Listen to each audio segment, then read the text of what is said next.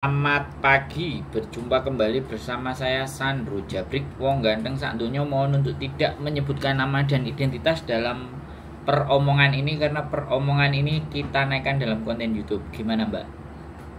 Ini aku kan ini kan status saya tuh kan nggak tahu di interminate atau di notice, tapi sayangnya tuh dikasih waktu sampai bulan depan tanggal 19, tapi itu surat notice sama interminate-nya tuh belum dikasihin dari majikannya, Mas. Karena status saya itu tahu ketahuan utang bank itu loh, Mas.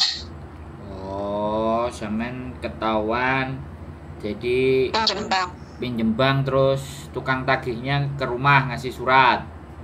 Enggak, WA majikan gitu, Mas. Oh, kok dapat nomornya majikan? Iya kan, kalau mau itu kan mau pencarian kan harus ada nomor majikan gitu loh, Mas. Oh, pencairan. Itu, Pak. Iya, tapi kan pembayarannya tinggal 3 bulan lagi. Pas itu kan belum ada uang, jadi kan mau tutup lubang gali lubang lagi tuh udah nggak mau gitu loh, Mas. Jadi tuh ya udahlah gitu, udah pasrah gitu loh. Terus ketahuan majikan, tapi majikan ngasih waktu 1 bulan, bulan depan tanggal 19 baru dipulangin. Ya berarti sampean di interminate tapi one month notice bulan depan, tidak langsung iya. itu. Itu misalkan cari majikan lagi itu visanya bisa turun nggak ya, Mas? Kata majikan saya dia mau nulis rekod di imigrasi gitu loh, Mas. Kalau saya sekali lagi ya nggak bisa menebak imigrasi bagaimana catatan sampean sekali lagi di bank. Tapi saya pernah satu kali orang nggak bayar utang. Saya pernah memproses anak dari Indonesia ini. Dia nggak jujur dan nggak terus terang ke kita. Pokoknya dia proses baik-baik saja, visanya nggak turun. Saya dikomplain sama PT. Ternyata orang ini punya utang, Mas Bro. Nah kemudian tak telepon anaknya, Mbak, sampean memang punya utang gitu. Iya, kok nggak jujur gitu. Iya, terus akhirnya nggak jujur, ya udah mengecewakan majikan karena PT sama agent kan mengecewakan majikan. Jadi kalau sampean sekali lagi ya, ini balik lagi ya, namanya juga saya nggak bisa nyalain ya orang kalau utang. Kadang ya kita nggak ngerti kebutuhannya masing-masing, ada yang kedesak. Saya nggak membela orang yang utang, tapi ketika kita sudah ngambil jalan itu dan kemudian di kemudian hari kemudian kita proses dan ternyata itu nggak turun, yang rugi banyak sekali, Mbak. Agent rugi, PT rugi, pasti PT harus cari ganti anak. Nah sedangkan ganti anak itu proses akan manjang lagi 2 bulan karena ketidakjujuran. Makanya kadang-kadang kita juga nggak ngerti ya, ada anak yang mau jujur ngomong saya punya utang, ada yang nggak. Tapi kalau ataupun nggak jujur, sama aja buang-buang waktu. Malah kita takutnya kalau ya PT nggak mungkin blacklist lah, Mbak. Kalau PT nggak mungkin blacklist, tapi catatan di imigrasi Hong Kong itu yang akan susah hilangnya. Kalau solusi satu-satunya ya tutup utangnya, biar sampean kalau ataupun di interminate sama majikan, catatan hutang sampean sudah clear. Ya ini kan tinggal 3 bulan sampai pas pantas interminate saya itu udah lunas itu tuh, Mas. Tapi itu majikan tuh katanya ngomongnya gini, kamu nggak bisa kerja di Hong Kong lagi, kamu pulang ke Indonesia katanya gitu, ke negara lain, bilangnya kayak gitu loh, Mas. Ya intinya kalau sampean bisa tutup lunas selesai. Soalnya nggak cuman PMI aja ya. Ini sekali lagi orang Hong Kong sendiri punya hutang. Orang Hong Kong sendiri nih punya hutang yang jumlahnya banyak. Kemudian dia menikah sama orang Indonesia. Orang Indonesia pingin apply dependent. Ketika hutangnya ini tidak terselesaikan atau tidak dibayar, maka visanya pasangannya tadi itu dependennya juga nggak turun, Mbak. Ini contoh aja. Jadi bukan saya hendak mau menakuti dan apapun. Kalau memang sampean mau, boleh majikan blacklist. Tapi kalau utang sampean selesai, ada surat hutangnya juga sudah selesai, sampean harus simpen itu surat hutang.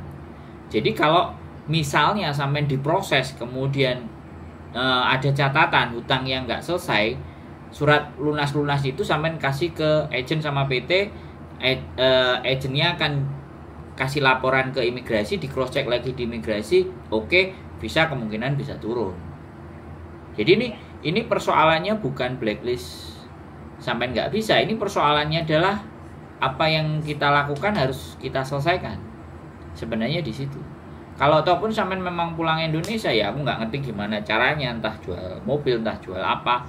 Yang penting tanggungan itu nggak selesai. Karena kemarin kebijakan yang baru kemarin, Mbak, di setiap agent itu ada surat, ini nggak resmi diumumkan, aku juga nggak tahu, tapi saya dapat dari agent yang punya license di KJRI itu selalu menginformasikan bahwa jangan diberikan kesempatan CC-nya untuk menghutang dan tidak membayar. Ada statementnya yang harus disampaikan ke majikan. Jadi agent menginformasikan, makanya semakin kejam majikan akan meminta paspornya teman-teman. Tetap nggak seperti itu persoalannya. Nah makanya kan ya ini persoalan ini sebenarnya nggak semuanya, tetapi kasus ini orang kita banyak gitu loh kalau utang. Jadi berhati-hatilah dengan utang. Ya bagi saya sampean nggak perlu khawatir. Ya menurut saya kalau memang bisa diselesaikan ya syukur selesaikan. Surat lunasnya juga sudah ada. Ya kalau sampean pulang ke Indonesia nanti silakan proses lagi, monggo. Itu aja. Kalau saya nggak berani. Saya sudah kejadian 1 kali. Jadi kalau anak itu jujur ke saya, ya sudah. Kita nanti kalau dia nggak jujur ya, yang rugi saya sama PT di Indonesia ya nggak rugi karena agent sudah bayar. Yang paling dirugikan agent dan majikan. Akan waktunya manjang. Nah itu kesadaran akan hal itu tidak banyak. Bahkan ada aku utang kok nggak apa-apa. Nah tambah justru kadang ngomporin. Ya jadi itu juga kita kadang kampanye untuk tidak berhutang. Agent juga nyampein ke majikan. Makanya majikan-majikan bisa keras dan jahat untuk paspor biasanya disita, dipegang gitu. Tapi ya dasar kalau mental ngutang ya sudah. Bagaimana ceritanya, dia gimana caranya. Nah itu yang bingung gitu. Ya kalau sampai saran saya ya sudah, kalau memang di interminate ya pas waktunya interminate itu ya sudah, sampean lunasi dan surat lunasnya harus sampean pegang. Itu aja sih. Maaf ya Mas, saya potong ya Mas ya. Boleh. Ini kan pas ya dokumen memang ada semuanya sama majikan gitu loh Mas. Ya bentar Mas, majikannya manggil ya, Mas. Oke nggak apa-apa, tinggal aja. Bentar. Tinggal aja, sampean tinggal. Jadi teman-teman semuanya ya kan, ini adalah salah satu contoh ya kan. Kalau saya memang saya pernah sekali lagi saya pernah memproses memang anak yang hutang dan tidak membayar. Jadi kadang kalau saya ada anak jujur ya sudah, saya akan bilang saya mohon maaf gak bisa bantu. Tapi kalau nggak jujur, apesnya saya. Jadi kayak gitu, karena kita nggak bisa menyuruh orang semuanya itu jujur dengan kita. Kita nggak bisa memastikan orang itu jujur nggak sama kita, ya kan? Jadi asal visanya nggak turun, ya sudah dapat surat. Jadi sedikit atau banyak, kalau kalian berbohong ke kita, yang rugi kalian nggak rugi karena belum proses. Jadi uang yang sudah dibayarkan sama PT, yang dibayarkan sama agent itulah. Ya pihak PT pasti akan ngamuk-ngamuk sama sampean. Tapi apapun pihak PT bagaimanapun ngamuk-ngamuknya, PT sudah terima dari agent. Agentnya yang mumet, agentnya yang tidak bisa dipercaya sama majikan. Karena benar-benar tidak memverifikasi. Makanya kadang-kadang mungkin ya agent mengkondisikan majikan untuk tanya ke sampean punya hutang apa enggak gitu. Memastikan catatan hutang dan enggak sebenarnya agensi itu bisa. Cuman kadang-kadang itu tidak menjadi program. dari agent. Agent tidak mencoba cari tahu, dia menanyain dan percaya, ya kan. Sedangkan agent adalah pihak yang paling dekat dengan majikan. Nah, itu fenomena yang terjadi. Halo? Iya, ya halo Mas. Iya, saya dengerin Mas. Iya, makanya saya tuh sekarang tuh ya udahlah mutusin pulang aja gitu, pindah negara lain dulu lah gitu, walaupun majikan udah bayar semuanya gitu, utang-utang gitu loh Mas, tapi takut akan karena majikan saya kan nulis rekod gitu, jadi takutnya bisanya nggak turun gitu loh Mas. Enggak, dokumen dan data dibawa majikan. Iya, semuanya dimajikan semuanya. Terus sudah dilunasi sama majikan? Iya, ini lagi dilunasi sama majikan, makanya sebelum keluar dari rumah majikan itu tuh harus udah beres gitu Mas. Berarti dilunasi sama majikan, tapi sampean nggak gajian? Aku gajian Mas, alhamdulillah itu dari tapi long itu dilunasi sama majikan? Dari uang long service. Oh, ada long service-nya sampean. Iya. Oh ya, majikan interminate kan, majikan interminate dan dia sampean di atas 5 tahun ya dapat long service. Iya. Berarti sampean ini majikannya baik. Baik banget Mas, baik banget. Ya kenapa? Sampean majikan baik sayanya yang salah gitu. Nah ya sudahlah, kita nggak bahas salah lah, wis ya udah, sampean sudah mengakui saya salah, wis aku nggak perlu memperpanjang. Ya mudah-mudahan surat yang dibikin sama majikan itu tetap sampean gunakan, makanya terminate kontraknya sampean pakai, terus surat keterangan lunas kalau majikan nggak ngasih sampean minta sendiri ke lembaganya, karena sampean yang utang dan yang melunasi majikan sampean tetap minta aja, jadi bukti bahwa sampean sudah melunasi utang sampean, biar nanti kalau proses lagi itu bisa dilampirin. Halo? Ya berarti ya Mas dengerin. Berarti misalkan pulang ke Indonesia, proses dari Indonesia lagi berarti potongan PT lagi gitu ya Mas ya? Ya pastinya sih seperti itu. Ya kalau sampean baru ya terhitung interminate, ya kita nggak ngerti PT bagaimana. Kalau istri saya nggak full. Cuman kita nggak ngerti ya apakah istri saya, tapi ya kembali lagi rekod sampean di imigrasi kan tetap sebenarnya bersih karena utangnya udah kebayar. Jadi informasi itu tidak sampai ke imigrasi gitu. Tapi majikan kan menulis. Iya Mas, majikan menulis. Nah tulisannya itu yang kita nggak tahu kan, karena belum dikasih sama saya belum tahu. Iya, belum dipegang. Makanya nanti sampean harus minta itu, ya kan? Iya. Nah kalau perlu pulang kan majikannya kan ngasihnya kalau aku mau terbang, mau diantar di bandara baru dikasih surat itu. Interminate sama gak apa-apa, tetap itu harus wajib sampean minta kopi-kopi semuanya. Jadi suatu saat sampean juga harus email kopi itu, gak apa-apa. Sudah sampean pegang, sampean juga bikin story sendiri, dan surat lunasnya yang dari bank itu sampean juga harus minta. Jadi sebelum pulang kalau ada libur tanya ke banknya lagi. Kalau majikan saya sudah lunasi tanggal berapa ngelunasinya karena saya yang utang. Walaupun majikan yang lunasi, boleh nggak saya minta surat bahwa saya memang sudah melunasi dan benar-benar sudah clear urusan hutangnya. Nah itu yang jadi senjatanya sampean untuk nyari rezeki di episode berikutnya. Bisa dipahami? Iya. Paham Mas, paham. Nah, jadi itu jangan sampai meleset gitu loh. Kalau sampai meleset, wah aku nggak ngerti gitu loh Mbak, ya kan? Makanya kita persiapan ya. Surat interminate dari majikan dipegang, kopinya sampean punya. Kemudian surat finish hutang juga sampean pegang. Jadi kalau majikan melaporkan sampean bahwa anak ini ngutang-utang, sampean di rumah tinggal scan, sampean juga email ke imigrasi Hong Kong. Artinya majikan melaporkan sampean tukang utang, tapi sampean memberikan laporan ke imigrasi hutangnya sudah lunas. Nah, jadinya di imigrasi rekodnya majikan dan rekodnya sampean sudah jelas, sudah selesai. Ya benar nggak salah majikan, tapi ketika dia bilang bahwa jangan ngambil ini loh, sampean lunas. Paham nggak maksud saya? Paham Mas, paham. Sampean ngutang, majikan ngasih cerita yang nggak bagus, tapi sampean email surat utangnya lunas. Berarti imigrasi impas gitu loh. Jadi kemungkinan sampean untuk bisa diproses lagi nggak ada masalah. Sampean harus ngirim, jangan nggak ngirim. Walaupun sampean nyampe Indonesia, di scan, kirim by email. Kalau mau sampean kirim by surat, boleh by surat kopi atau aslinya atau kopinya itu nggak ada masalah. Yang penting aslinya sampean tetap pegang. Jadinya nanti sama PT ditunjukin juga, saya sudah lunas kok, gini gitu. Hutang ini menjadi masalah sebenarnya, tapi tetap sampai kiamat pun saya akan ngomong model apapun jangan ngutang, tidak bisa. Ini ngutang itu tetap mental dan penyakit.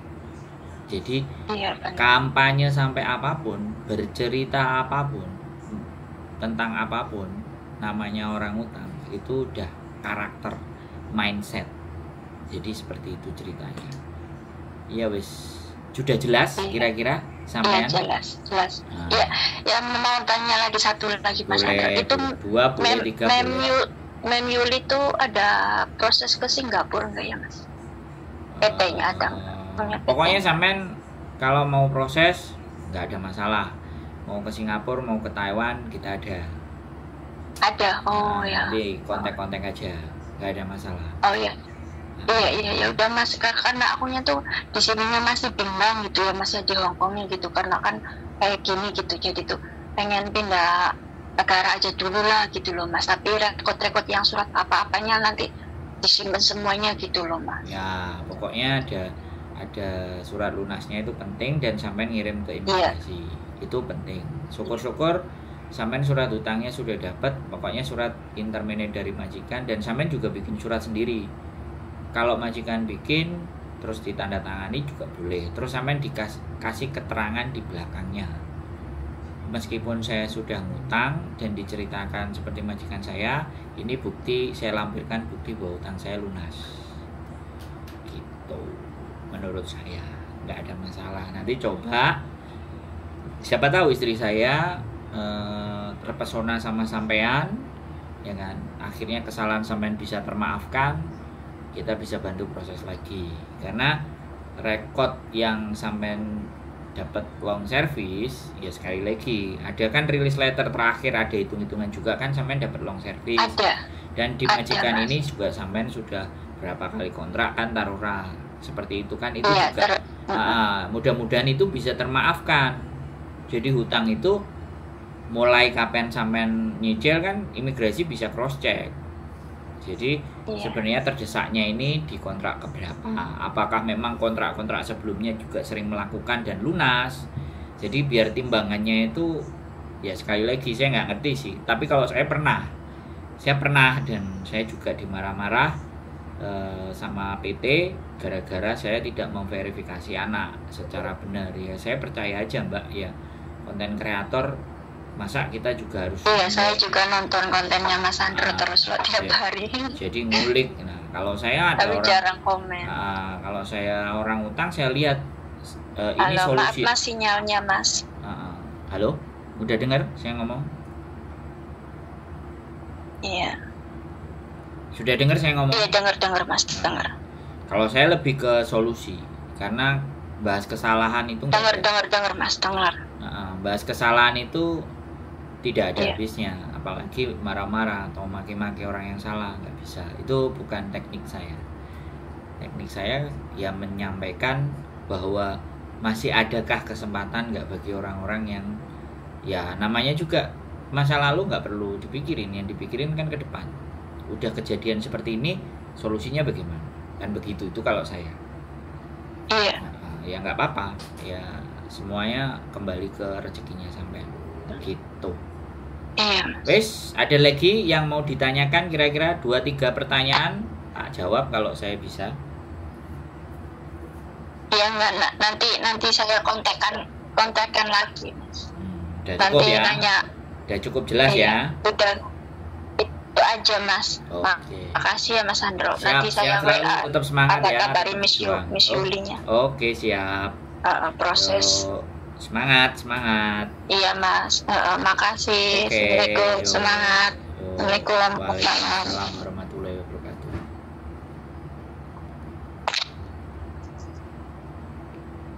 Oke teman-teman semua yang ngutang,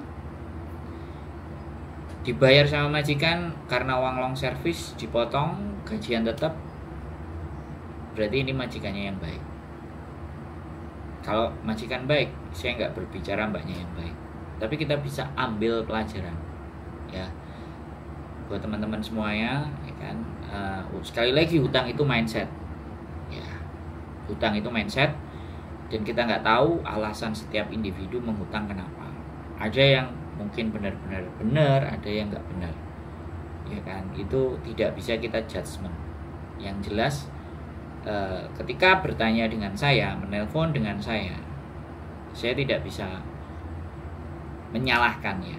Sekali lagi, saya tidak bisa juga menyalahkan, saya juga tidak bisa membenarkan. Yang lebih saya pikirkan adalah bagaimana masa depannya. Next episodenya gimana? Kalau kita sudah luka, bagaimana mengobatinya? Kasih obat merah, kasih perban supaya cepat garing, kasih antibiotik. Itu yang paling penting.